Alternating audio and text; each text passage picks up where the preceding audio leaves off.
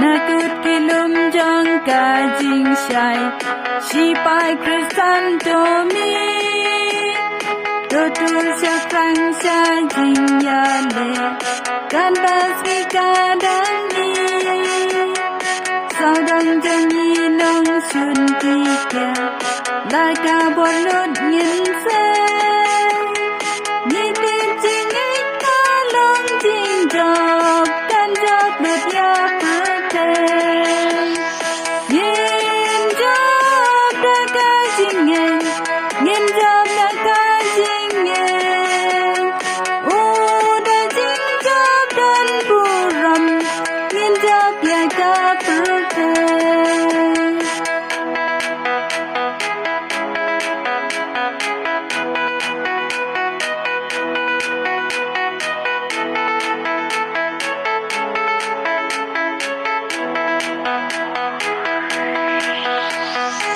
Lama jangi long ka jing in, tin jong me long wat lam.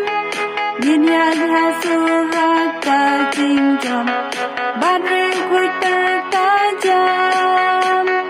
Da jing e kum er lang kari, ya ta jing wit baro.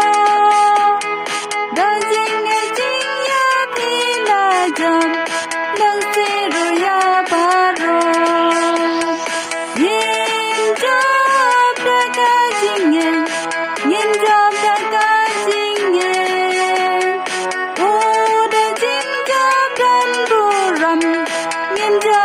Ka